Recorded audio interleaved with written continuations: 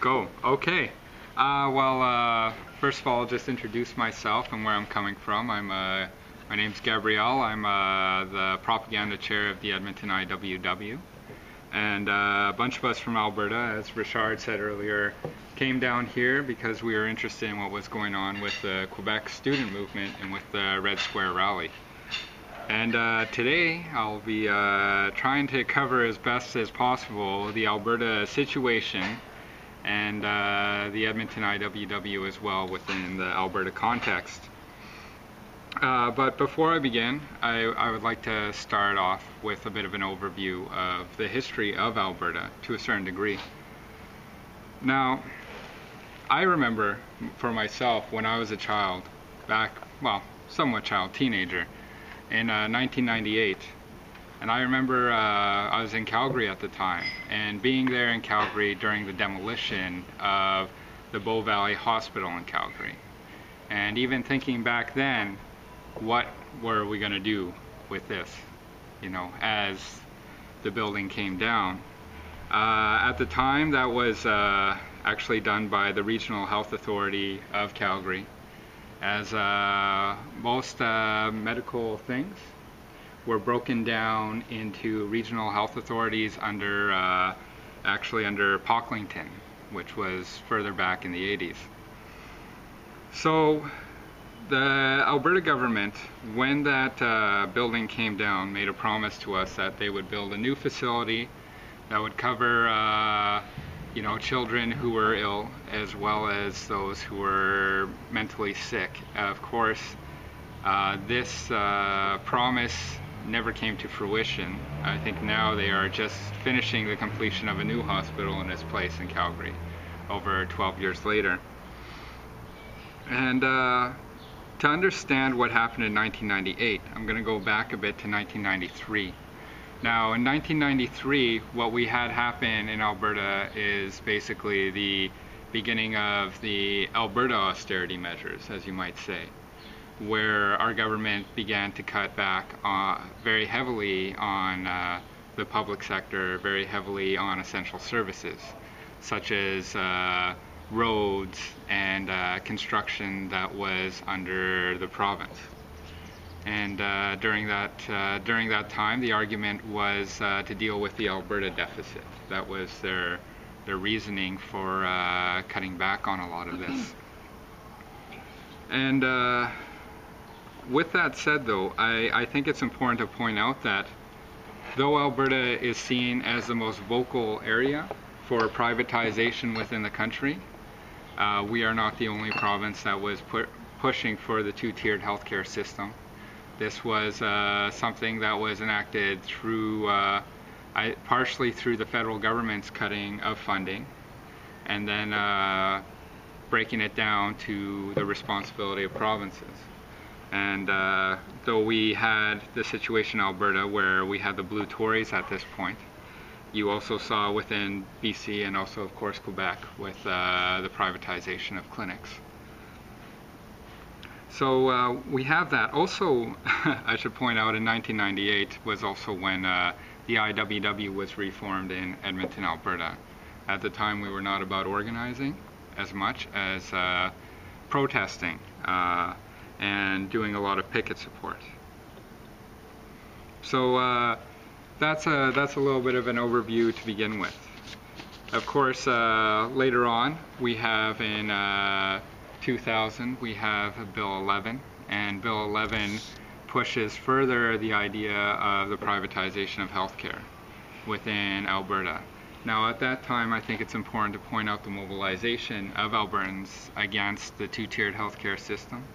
They were able to implement a certain amount of things, but not nearly to the point that they were able to because of the mass unrest that existed at that time. That is also a section of my early youth in high school. I remember going to those protests too, and those being a very huge part of Alberta culture, which I don't think gets talked about nearly enough across the country. And so here we are. We have a couple of bills here attacking essential services, essentially. And as we see today, they continue to be cut further and further. later on, of course, we have within 2003, 3 years after their push for Bill 11, which actually a lot of nurses mobilized against. We have the push in 2003 for Bill 27. And I'm going to just touch on a few of these different bills to give you a sense of what's going on. Now, what Bill 27 was it was a push by the Alberta Labour Board with secret meetings with the government to force through a force back to work. This is essentially, as far as modern Alberta goes, this is the bill in which our government will use over and over again in order to force people back to work under the guise of being a necessity, being a necessary service for Albertans. And this is an act which I think speaks a little bit to what you're experiencing here in Quebec with the government going after students and student unions and making certain forms of protest and strike illegal. With that said, I'm going to jump a little bit here further on into what ends up happening later on within the construction industry, because I think we need to talk a huge portion of this talk. I want to focus on what happened with construction. And what we had going on in construction was again something which I think most of us are familiar with as a lot of cronyism within union leadership, a lot of... Cronyisme, c'est... yes. Quand tu donnes l'ouvrage à tes amis, à ton petit gars... Népotisme. Népotisme. Okay. Cronyisme, népotisme. Okay. Yeah, nepotism, absolutely. And also this whole idea of partnership with industry, which obviously has existed for almost 100 years with a lot of pro-state, pro-business unions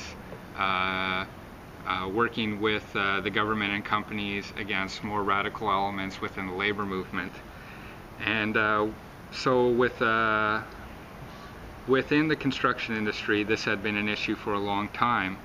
As a result of that, you found not the hugest issue, but you did find wages, for example, were not comparable and were dropping since the 70s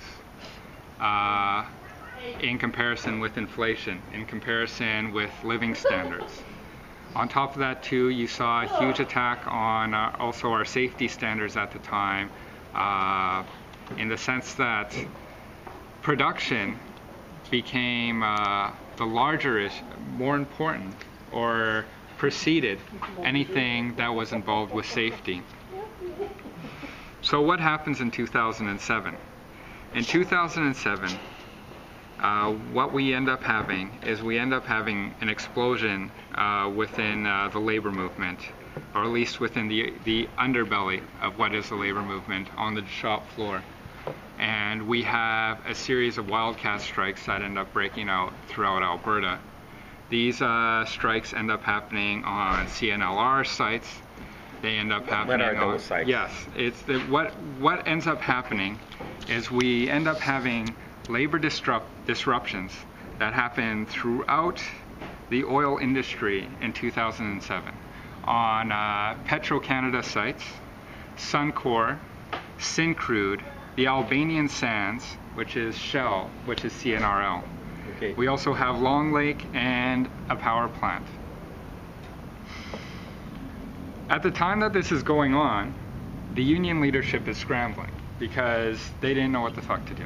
This was a huge issue all of a sudden, where they were seeing, usually complacent workers with the idea of, I'm going to make my money and I'm going to go home and whatever, I'm going to work whatever, 12, 20, 7 days on, whatever, how many days off, or 3 months up and like a couple weeks off. And that is what the labor movement was used to complacent workers. Well, all of a sudden there was enough anger, enough build-up on the conditions on the job sites, on the fact that people didn't have a real life on these job sites, with the fact that labor laws were continually being attacked in Alberta. and you had this disruption and this reaction by workers on the job floor to do strikes. And during that time, as I was saying, there were a few people, mainly within the Carpenters Union and with the electrical workers, who came out as spokespeople on behalf of the union, as well as people who were on the shop floor who spoke up for the shop floor. What the unions did during this time was they ended up starting to make deals with management. And actually what might be considered one of the lowest points as far as union collaboration goes. I believe there was even a very specific quote I want to find here about that, which had to deal exactly over that issue. And here, I will find it. Hold on. Yes, it was basically it was how the labor representative of businesses presented it was. He was very happy. He was very happy with the heads of unions, and he was extremely happy with their willingness to find a quick resolution to the problem in order to get people back to work. And that is what we were dealing with. And that is what we were dealing with in Alberta, and that's what we deal with today. Absolutely, without question. I remember being there, and I remember even the best of the Carpenters Union representatives going up there and saying, you know what, boys, you guys had a good show, this was great, but now that we showed them, we can't win this, so let's get back to work. And that was the attitude throughout the board of the higher-ups of the union. And so they crushed the Wildcat in 2007, and they crushed it, and they blackballed all the main leaders who were involved with the Wildcat strikes. So people get kicked out of the electrical workers union. People get kicked out of the carpenters as well there, and everyone is forced to make up the time that was lost to the company through the Wildcats. During this time too, the IWW was active on the construction sites too, and we did put out a lot of stuff, and we set up our picket lines and all the rest, and definitely stopped a lot of people from crossing. But needless to say, that's where that happened. That's what happened. That's what took place. So in Alberta, for a while now, a lot of us have come to the conclusion that we really cannot trust the union bureaucracy for improving our conditions.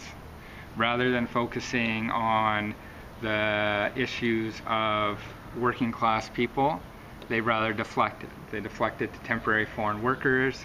They deflect it to CLAC, who is also like a garbage boss union. But today, can we argue that any other construction union is any better? And that is a huge issue that we have. It's the CLAC, they have a no strike clause, but nowadays most unions in the building trades have no strike clauses. They just don't. They won't do it. They won't go on strike. They are basically hiring halls, and they blackball. Hiring halls is the term that we use. Yes, where you get a number. And you wait for your number to come up, and then you get some prime jobs, hopefully.